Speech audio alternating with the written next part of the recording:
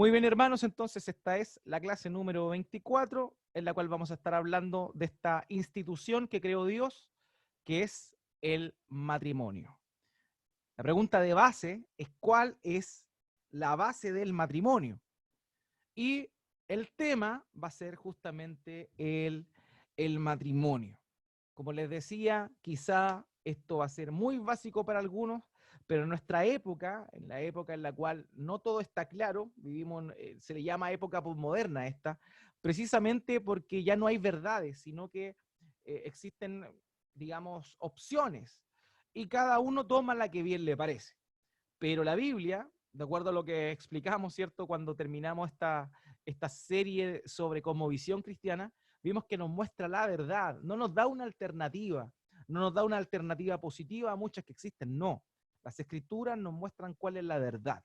Y una de las bases del entendimiento que cada cristiano debería tener, y particularmente estamos en el contexto de la iglesia local, es justamente la visión bíblica del matrimonio.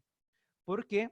Porque tristemente hoy hay muchas iglesias que se hacen llamar iglesias, muchas de las cuales tienen tradición histórica. Por ejemplo, algunas facciones de la iglesia luterana, otras de la iglesia presbiteriana y anglicana han adoptado o más bien han aceptado un cambio en la definición de la base de la familia, obviamente en función de lo que la gente en este tiempo piensa. Son iglesias que están tan, digamos, de alguna forma eh, perdidas, que transan con estas verdades fundamentales que aparecen descritas en la palabra de Dios. Entonces, hoy día vamos a estar reafirmando muchas cosas con respecto a la base nuclear de la sociedad, que es el matrimonio. Del matrimonio deriva la familia. Sin matrimonio no hay una familia de acuerdo a lo que el Señor ha establecido en su palabra, de acuerdo al modelo bíblico. Entonces eso es lo que vamos a estar viendo a partir de estas preguntas que vamos a ir de pronto respondiendo. La primera pregunta es la siguiente: ¿cómo es descrito el matrimonio en la Biblia? ¿Ya? Y obviamente, como les decía, las respuestas van a ser sumamente sencillas, eh, precisas, concisas, pero a la vez eh, decidoras con respecto al patrón que Dios ha establecido. La respuesta a esta pregunta, ¿cómo es descrito el matrimonio en la Biblia?, es el siguiente: el matrimonio bíblico es heterosexual y monógamo. Y esas dos expresiones, heterosexual y monógamo, generan la controversia que estamos viendo ahora y que muy probablemente en el transcurso de los años se vuelva cada vez más contraria a la sociedad o el pensamiento y la cultura frente a esta definición. En estos tiempos, sumamente importante expresar la postura cristiana frente al posmodernismo de la época. Así que las escrituras muestran que el diseño divino del matrimonio es entre un hombre y una mujer, y eso es lo primero. El matrimonio es heterosexual, es decir, una mujer y un hombre. Una mujer y un hombre. Un hombre se une con una mujer. Eso es un matrimonio. No hay otra cosa llamada matrimonio que se asemeje al diseño divino que Dios estableció en el comienzo. Hombre y mujer. Nosotros en nuestro estatuto como iglesia tenemos eso. Nosotros reconocemos el matrimonio como entre un hombre y una mujer. De manera que nosotros establecimos, ¿cierto?, legalmente, para tener una reserva legal, que todos los matrimonios que efectuamos como iglesia son entre un hombre y una mujer. Eso es parte de nuestra base, digamos, de estatutos internos de la iglesia, pero estos nacen evidentemente de lo que la escritura nos muestra, entre un hombre y una mujer. Y eso lo vemos claramente en el diseño original que Dios estableció, descrito aquí en este pasaje, en Génesis capítulo 2, verso 24. Por tanto, el hombre dejará a su padre y a su madre y se unirá a su mujer y serán una sola carne. El matrimonio es concebido entre un hombre y una mujer. Lo he comentado en veces anteriores que la definición de matrimonio viene desde la matriz. Esa es como la definición etimológica de la matriz. Es decir, que el matrimonio conlleva a la procreación, y es algo de que lo vamos a estar revisando también. Pero para que haya procreación es necesario, obviamente, que existan dentro de esta unidad del matrimonio dos personas de sexo distinto, hombre y mujer. Entonces este pasaje, Génesis 2:24, nos muestra justamente eso. El hombre deja a su padre y a su madre, que es la familia de donde viene, padre y madre, ¿se da cuenta? Y se une a su mujer, o sea, hombre y mujer, serán una sola carne. Y esta es la base bíblica para hablar de el matrimonio heterosexual. Ahora, por otro lado, vimos que lo primero era que era entre un hombre y una mujer, o sea, era heterosexual. Pero lo segundo que definimos es que la Biblia nos muestra el matrimonio como un acto o como una unión monógama. Monógama. ¿Qué quiere decir esto? Que no es lícito para ningún hombre tener más de una esposa, ni para ninguna mujer tener más de un marido. Eso es lo que la Biblia nos muestra. El diseño divino es dado por Dios y el diseño divino nos muestra que es un hombre y una mujer los que tienen que estar unidos en matrimonio. ¿Ya? Ahora bien, la cultura en los tiempos bíblicos proponía, o más bien reconocía, que los hombres que tenían dinero podían tomar más de una esposa y tenían varias esposas. Y ese término se llama poliginia, ¿ya? No es lo mismo que la poligamia. La poligamia implica que muchas personas tengan, o sea, que haya, digamos, eh, matrimonios de más de una persona. Pero en este caso es que un hombre puede estar casado con más de una mujer. Esa es la idea de la poliginia. Y eso es lo que vemos culturalmente en las escrituras. Nosotros nos encontramos, por ejemplo, con casos como el de Lamec en Génesis.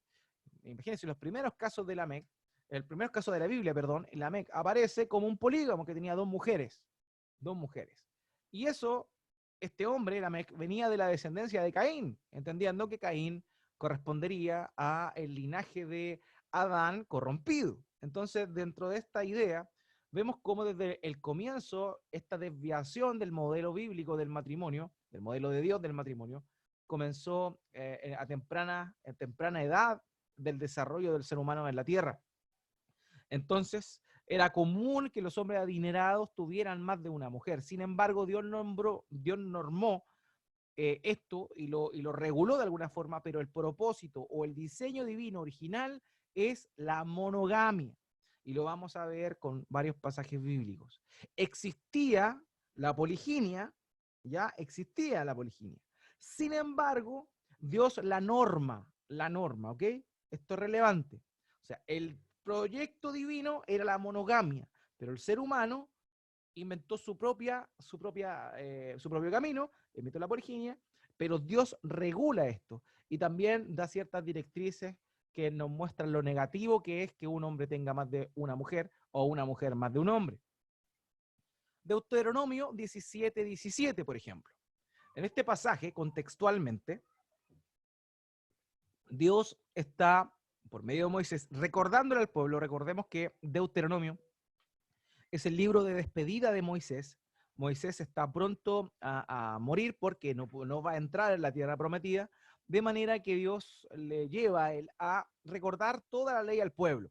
Entonces, los últimos días de Moisés, él reúne a todo el pueblo y dicta, o no que dicte, sino más bien este discurso, Deuteronomio es el discurso de despedida de Moisés. Por eso se llama Deuteronomio. La segunda ley o las dos leyes, así se le denomina. Deuteronomio significa la segunda ley o recordatorio de la ley, más bien.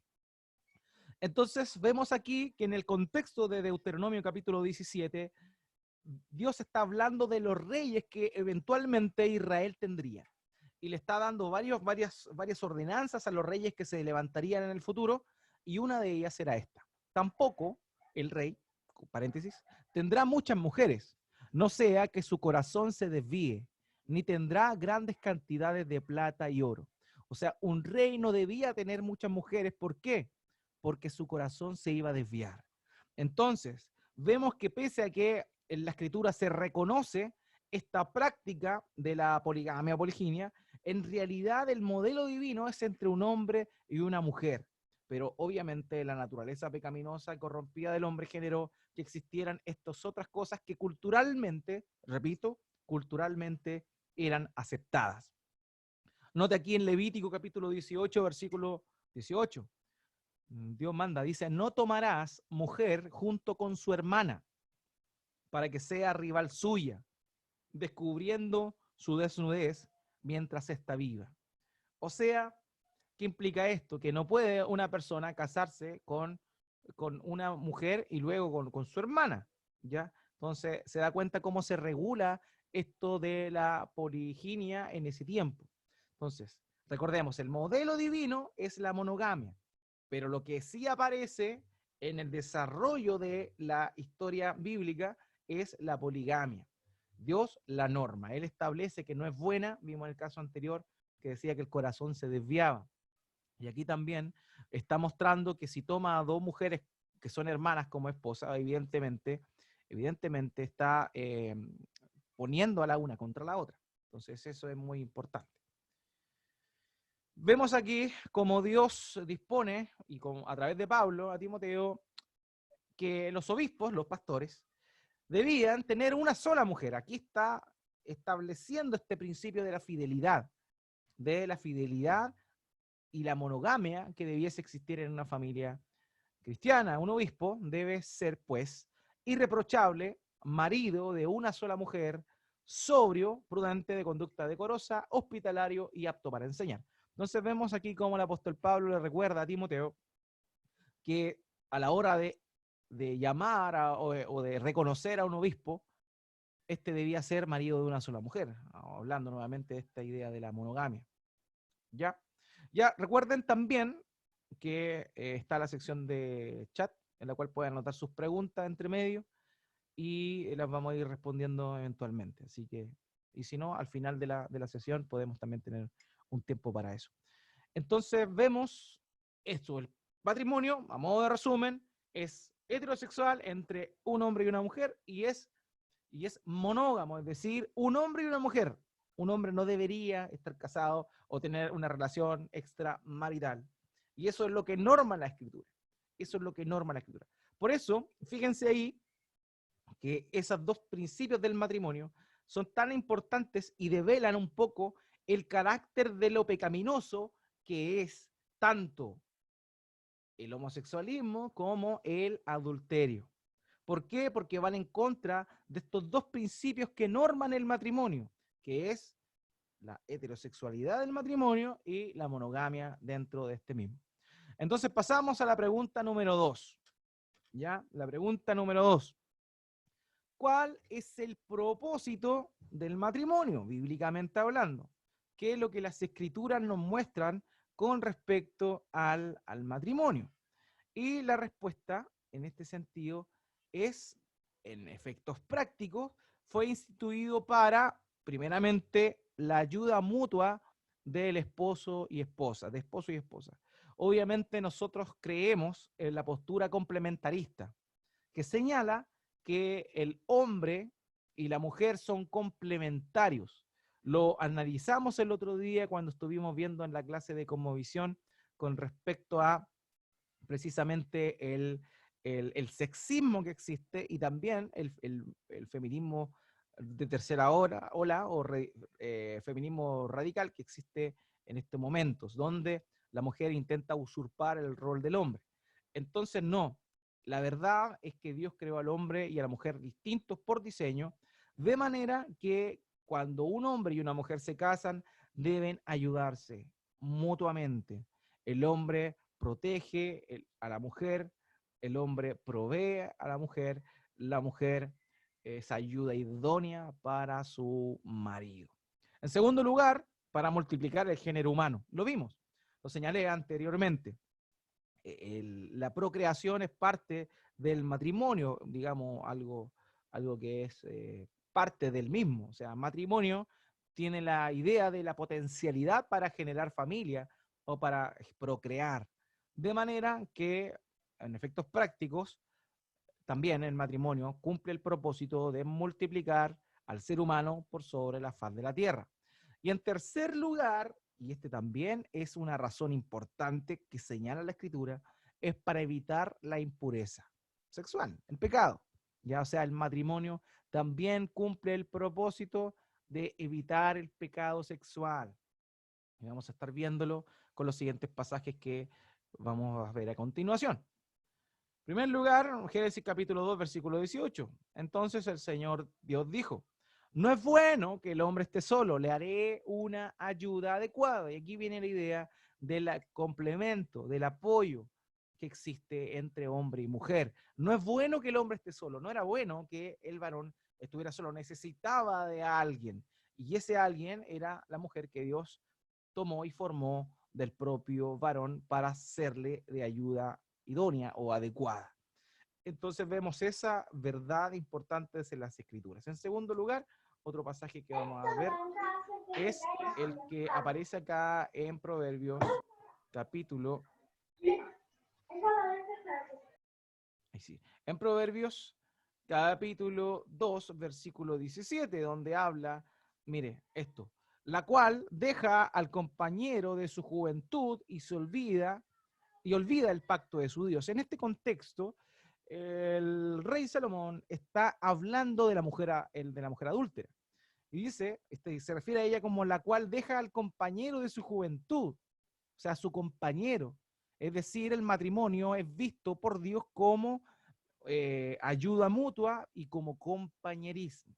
Entonces aquí estamos utilizando este pasaje para mostrar esa idea, que el matrimonio es complementario entre hombre y mujer, donde la mujer ayuda al hombre y el hombre ayuda a su mujer.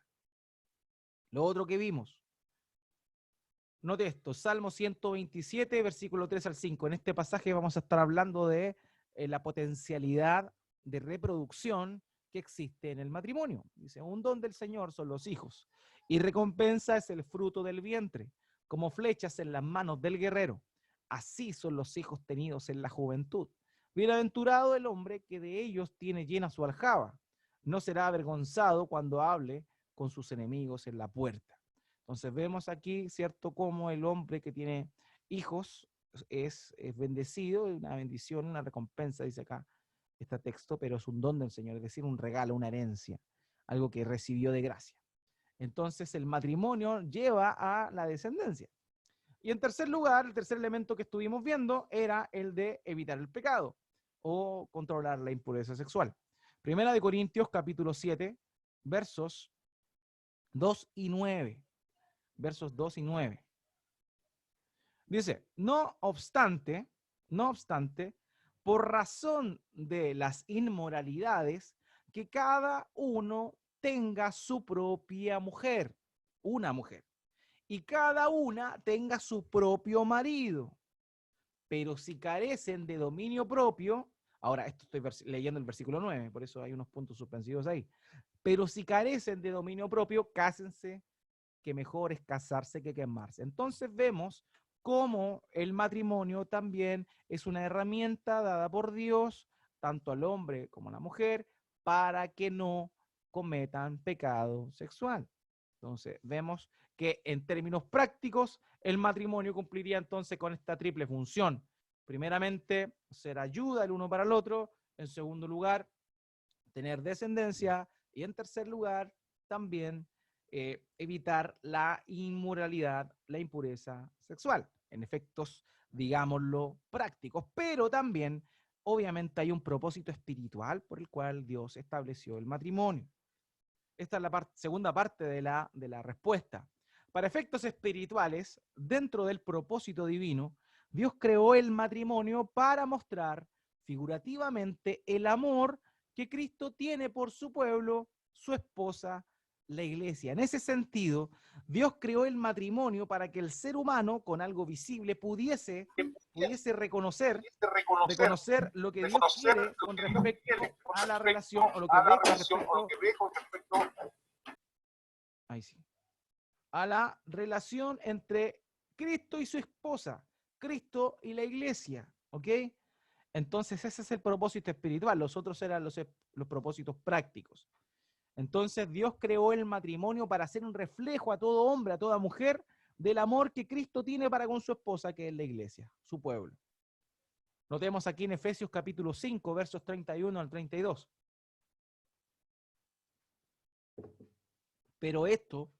Por esto, el hombre dejará a su padre y a su madre y se unirá a su mujer.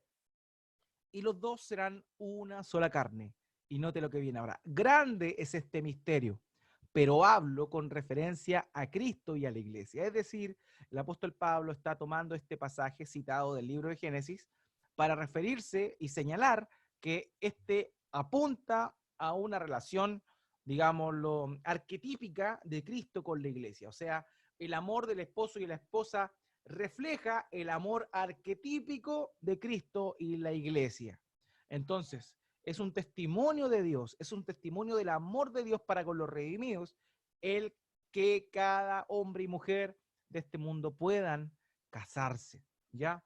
Y eso es una gran verdad.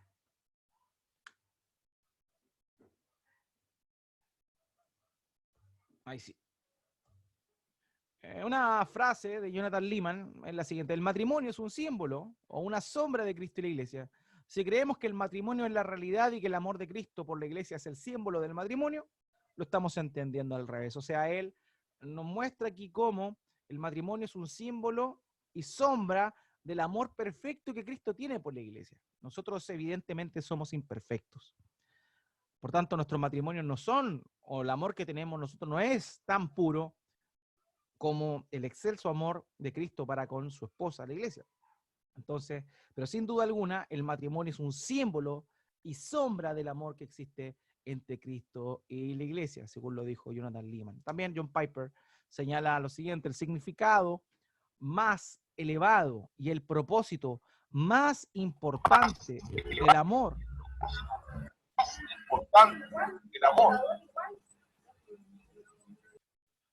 Ahí sí.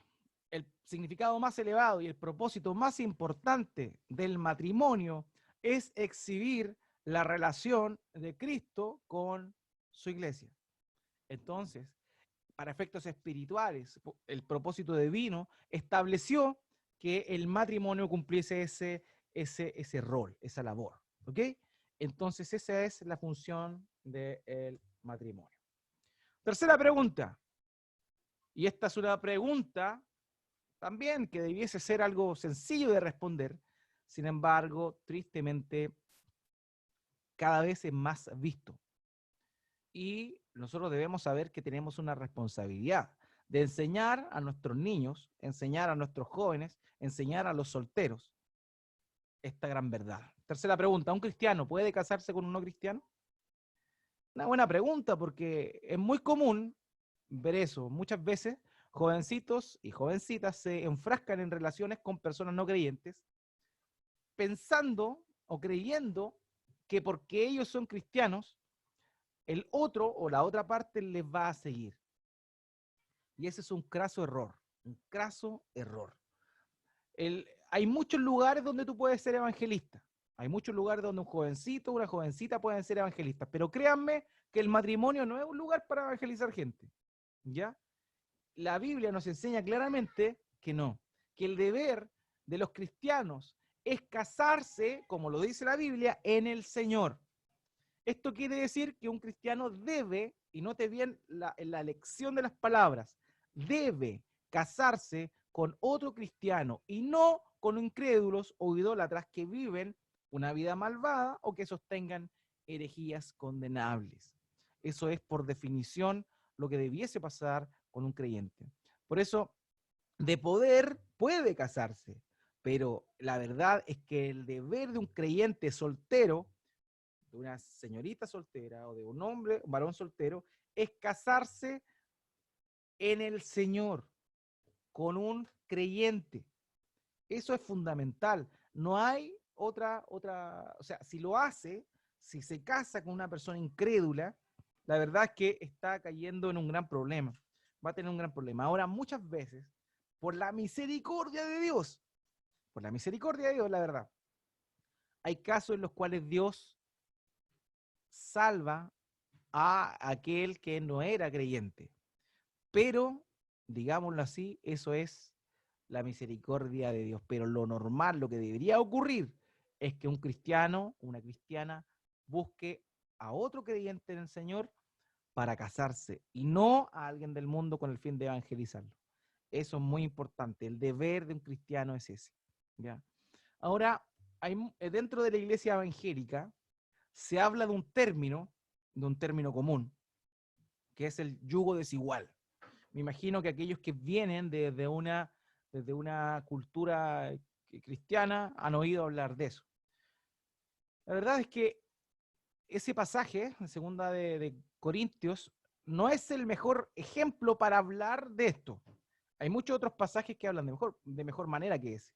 Ese pasaje lo que habla es de unirse en distintas cosas, no se unan en yugo desigual, por ejemplo, cuando va a hacer negocios, cuando va a unirte en cosas espirituales. No te unas, por ejemplo, con alguien que profesa otra religión espiritualmente a adorar a Dios. Eso es lo que está instruyendo ahí el apóstol en segunda de Corintios cuando habla del yugo desigual. Por tanto, honestamente, no es el mejor ejemplo para mostrar que un cristiano no debe casarse con un no cristiano. Pero sí hay otros pasajes en toda la Biblia que nos muestran este principio. Un cristiano debe casarse con un creyente. Primera Corintios capítulo 7, versículo 39. Por ejemplo, en este caso, el apóstol Pablo está hablando de las mujeres viudas. Y note lo que dice aquí con respecto a las mujeres viudas. En Primera de Corintios capítulo 7, verso 39, señala lo siguiente el apóstol Pablo. La mujer está ligada mientras el marido vive, pero si el marido muere, está, en libertad de casarse con quien desee. Y ahí como que, qué maravilla. Pero ahora viene la coma. Solo que sea en el Señor. ¿Qué implica eso? Que una mujer que ha quedado viuda puede volver a casarse sin ningún problema. Lo que sí es necesario que sea en el Señor. Es decir, que el marido nuevo sea un creyente. Entonces, si eso se aplica a una mujer viuda, obviamente también se aplica a una jovencita soltera y a un joven soltero. ¿Ok? O sea, tenemos libertad para casarnos con quien queramos los que están solteros, me estoy refiriendo. Sin embargo, que sean del Señor. O sea, debe ser creyente. Note, por ejemplo, como principio, lo que dijeron los hijos de Jacob cuando cuando su hermana Dina se iba a casar con una persona que no era de su pueblo. Génesis capítulo 34, versículo 14. Y les dijeron, no podemos hacer tal cosa, dar nuestra hermana a un hombre no circuncidado, pues para nosotros es una deshonra. Aquí, la verdad es que es muy importante esto. Dios había establecido no una pureza racial. ¿Se acuerdan el otro día cuando estuvimos hablando de la dignidad de cada persona y de cada pueblo? Y hablamos del racismo. Muchos señalan que la Biblia fomenta el racismo, pero eso es una mentira.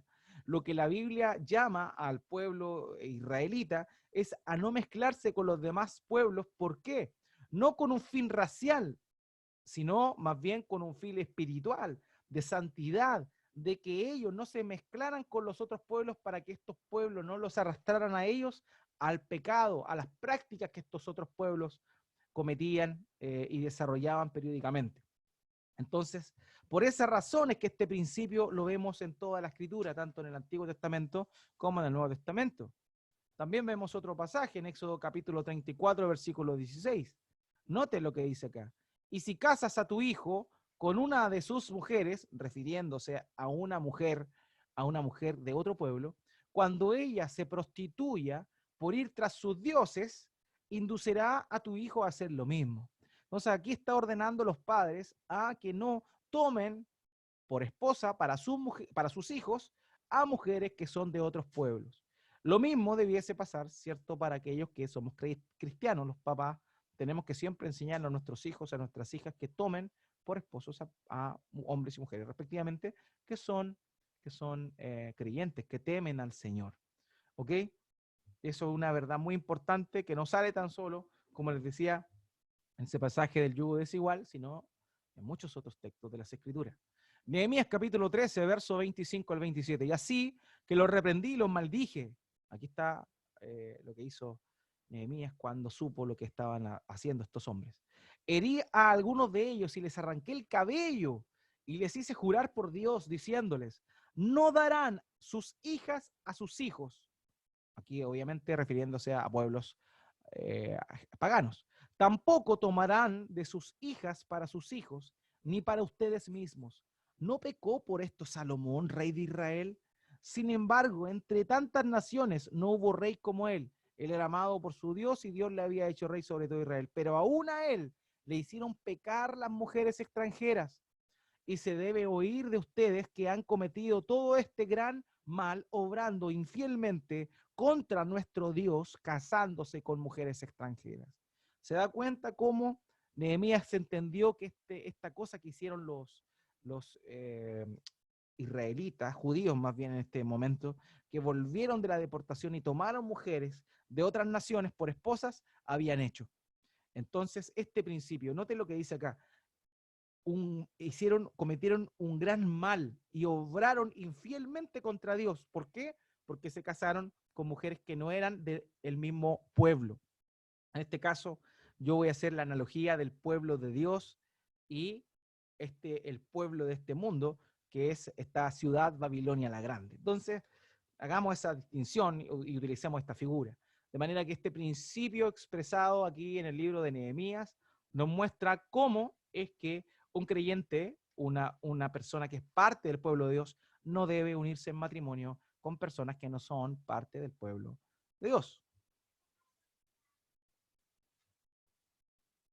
Malaquías capítulo 2, versos 11 al 12. Deslealmente ha obrado Judá. Una abominación se ha cometido en Israel y en Jerusalén, porque Judá ha profanado el santuario del Señor, que él ama, y se ha casado con la hija de un Dios extraño. Que el Señor extermine de las tiendas de Jacob al hombre que hace esto. Sea testigo defensor, aunque presente una ofrenda al Señor de los ejércitos. Entonces vemos aquí cómo es que de una forma también lo habla como un solo pueblo, pero en realidad está hablando de una práctica que la gente en el tiempo de Malaquías estaba realizando. Se casaban con mujeres de otros pueblos que adoraban a otros dioses. Entonces, ese es el principio que debe llevar a un cristiano a saber que no debe casarse, no debe unirse en matrimonio con personas que no son de la fe de Cristo.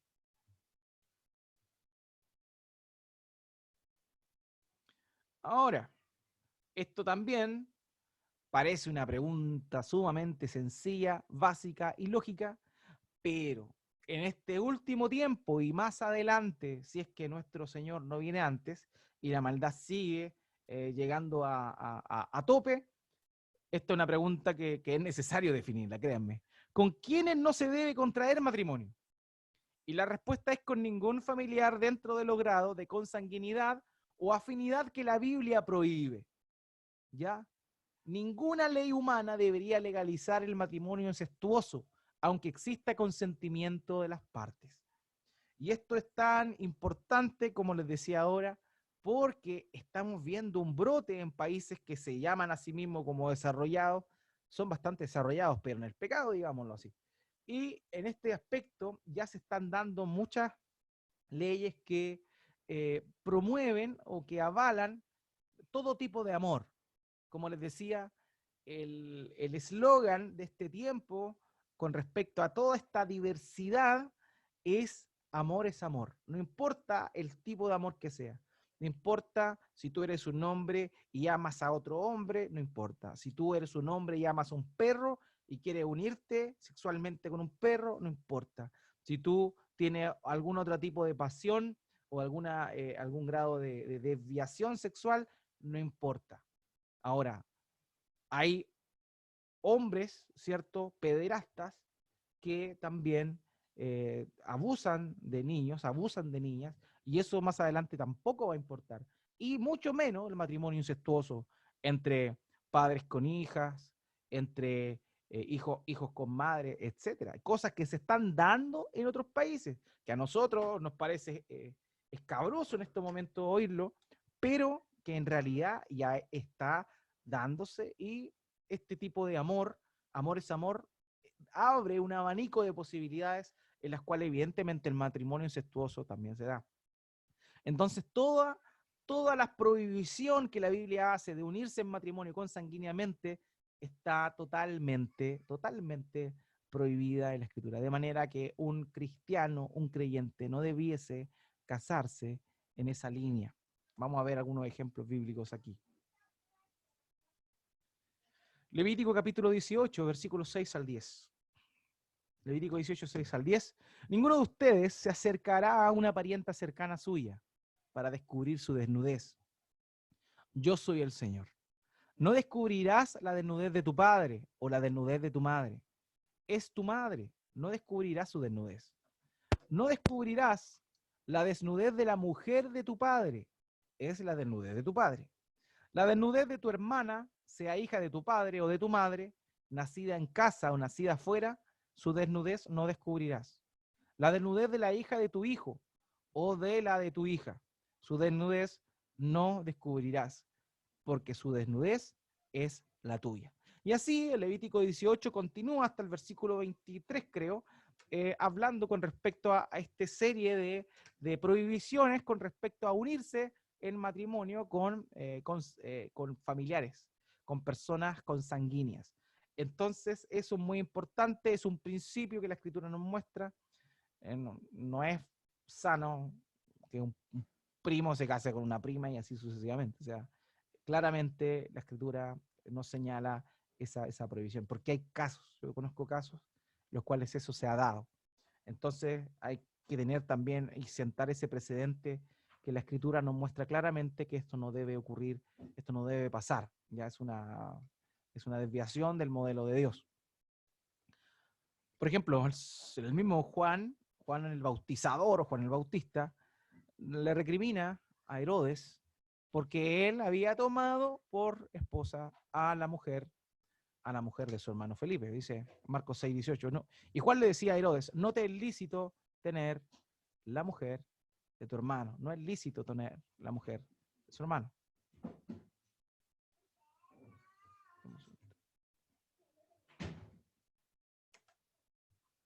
¿Por qué no me deja?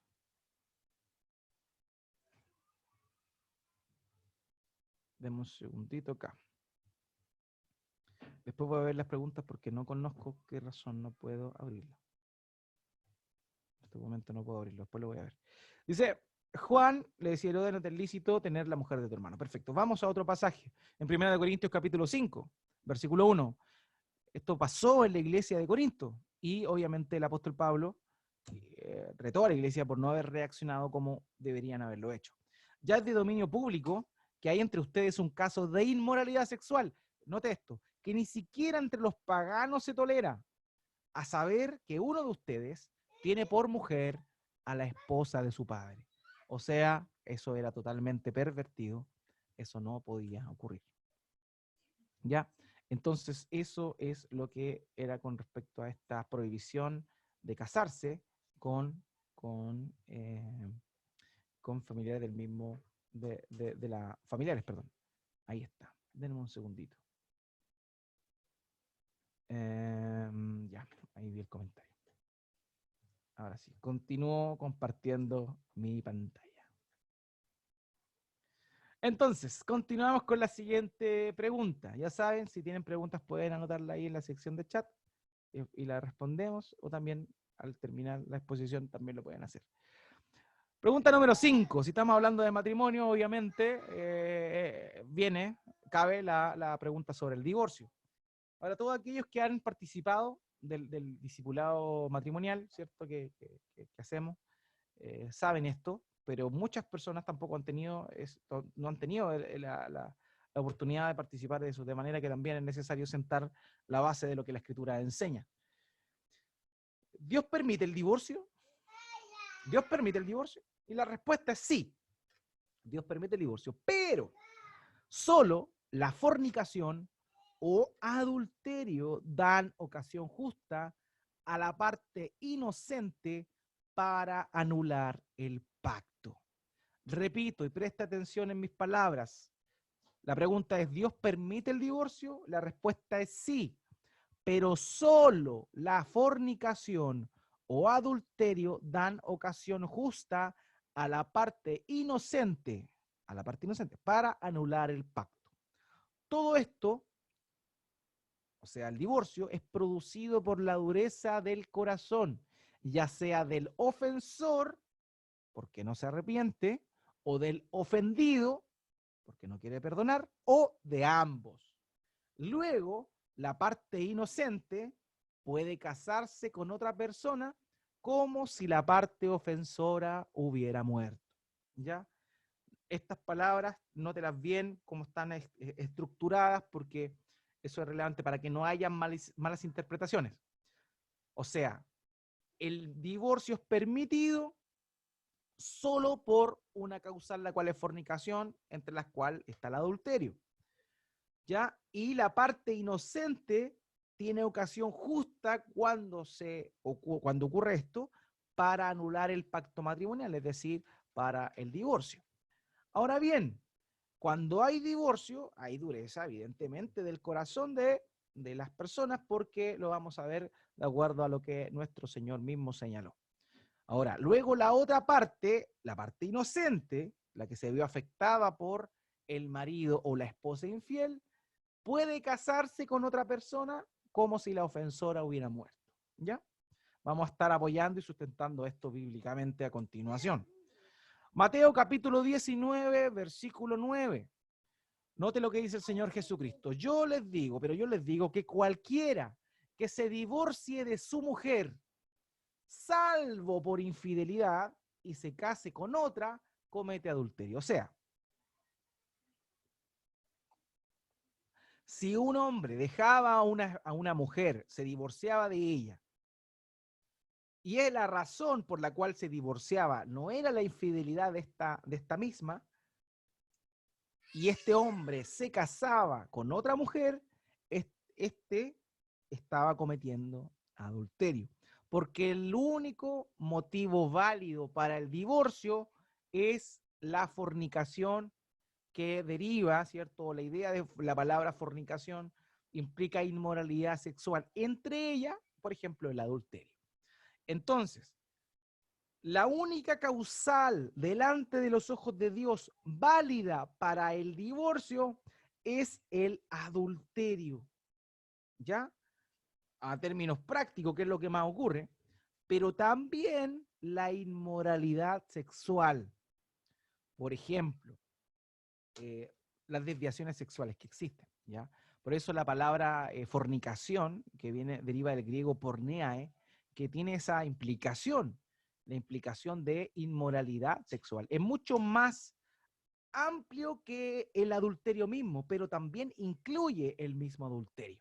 Entonces, pero yo les digo que cualquiera que se divorcie de su mujer, salvo por la infidelidad, y se case con otra, comete adulterio. Entonces, eso es relevante, hermanos míos. Dios permite el divorcio, pero solo por la causa de inmoralidad sexual. Segundo punto, Mateo 19:8, el versículo anterior. Él les contestó, el Señor. ¿A quiénes? A quienes le habían preguntado. Por la dureza de su corazón, Moisés les permitió a ustedes divorciarse de sus mujeres, pero no ha sido así desde el principio. No ha sido así desde el principio. Entonces, ¿qué vemos acá? Antes de avanzar, David tiene una pregunta, hermano.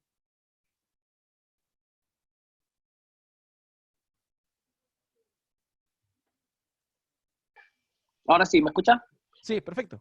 Perdón que esté con el audio del celu y mirando el celular. Pastor, según lo que usted estaba planteando del divorcio, la única justificación para estar bien ante los ojos del Señor cuando uno se divorcia es la justificación de que la otra persona haya cometido inmoralidad sexual, ¿cierto? Exactamente. Lo planteó. Ahora, en el caso de que, por ejemplo, una de las personas se enamore de otro y se sabe que hay un engaño y todo eso. Debería, si es que va a tomar la acción de divorciarse y todo eso, debería esperar no sé, poder justificar que hay una relación sexual entre los dos, entre la nueva pareja, por decirlo de esta manera, que es casi como la ley también necesita que el adulterio se pueda comprobar para divorciarse dentro de ciertos parámetros del divorcio. Claro, claro. Mira, en ese sentido, obviamente, si hay una relación, porque es difícil, la verdad, comprobar el acto sexual. Entonces, O sea, pero lo que pasa es que uno puede, o sea, puede sorprender que la persona está siendo infiel no sé, porque tiene una relación, se enamoró de otra persona, por decirlo. claro, claro, claro. En Pero, te entiendo.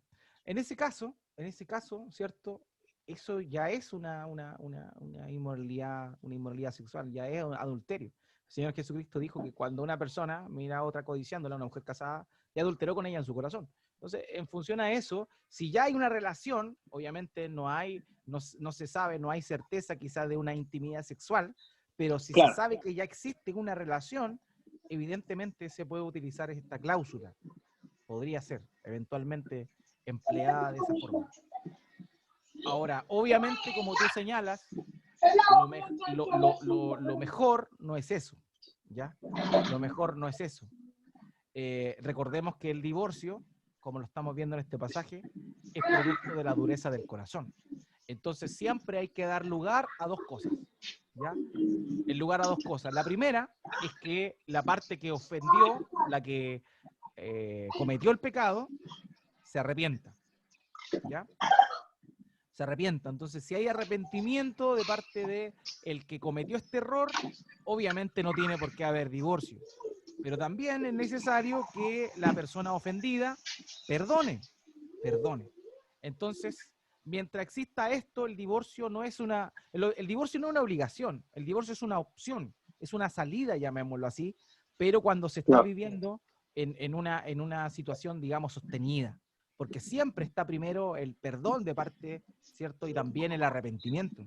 Sin esas dos cosas, la verdad es que la dureza del corazón va a llevar eventualmente al divorcio. Entonces, si se ve esto, si el caso que tú decías, si hay, se reconoce o se descubre una relación ilícita entre una parte del matrimonio con otra persona, obviamente, antes de tomar una decisión apresurada, hay que, digamos, la Biblia permite la separación, digámoslo en ese contexto, y claro, analizar finalmente el divorcio, que ya sería el rompimiento total del pacto matrimonial.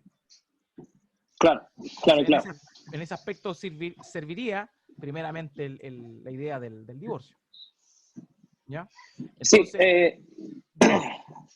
sí, lo que pasa es que es súper interesante el tema que está tratando, Pastor, porque yo me crié en el ambiente cristiano y todo, y siempre el divorcio fue súper condenado, ya como que era imposible que una persona se divorciara. Sé que no es el plan de Dios, obviamente, porque el plan de Dios es la familia y todo, pero a veces vemos situaciones en las cuales la mujer, particularmente, porque se da más caso así, la mujer aguanta tanto, soporta tanto, a veces hay infidelidades que hasta llegan a haber hijos de otras relaciones por medio, entonces encuentro que es una herida muy grande, muy grande.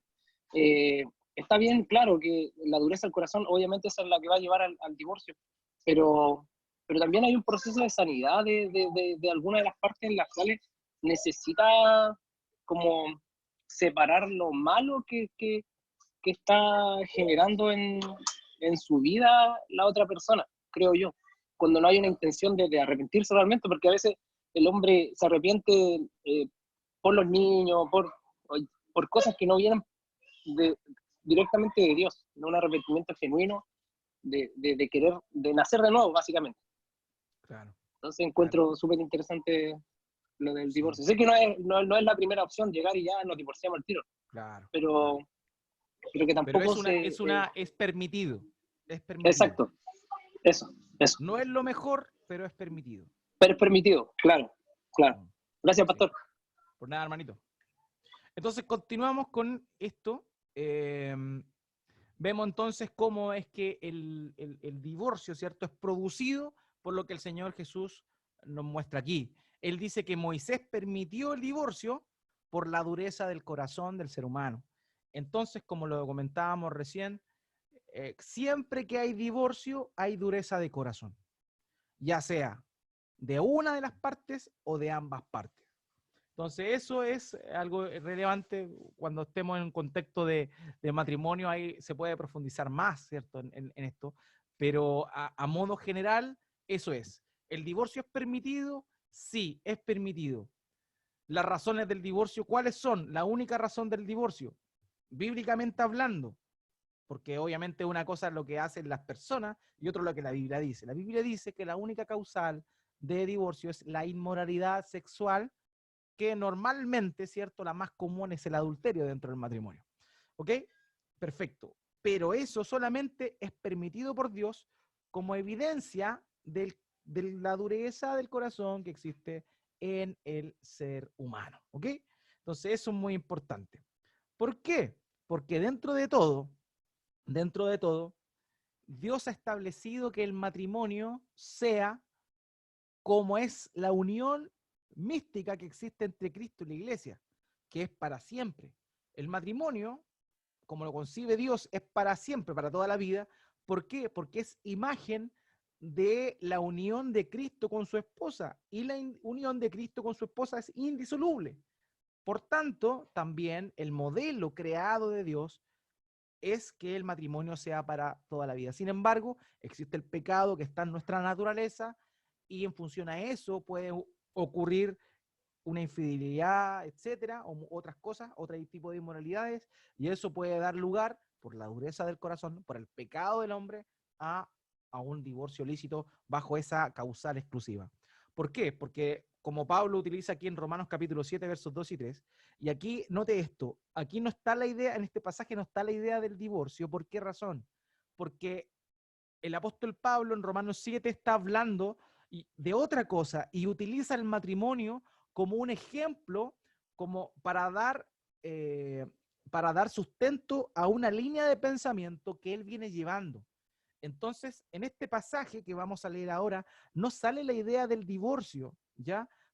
¿Pero por qué? Porque el apóstol Pablo está utilizando la base del matrimonio como ejemplo para sustentar otra cosa en función a la ley, ¿ya? Entonces, por eso es que en este texto, antes de leerlo, les comento, no aparece la idea del divorcio. Ahora voy a proceder a leerlo.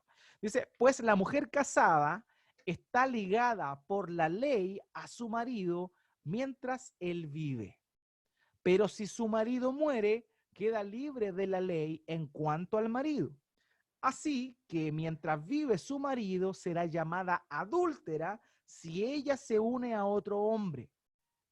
Pero si su marido muere, está libre de la ley de todo, la ley, perdón, que no, de modo que no es adúltera aunque se una a otro hombre. Entonces, ¿qué es lo que dice acá? Aquí no vemos la idea del divorcio.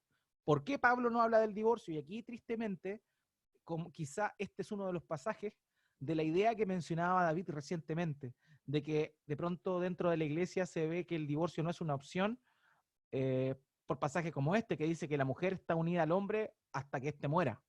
Entonces utilizan este pasaje para fundamentar que no existe posibilidad de divorcio, ¿ok?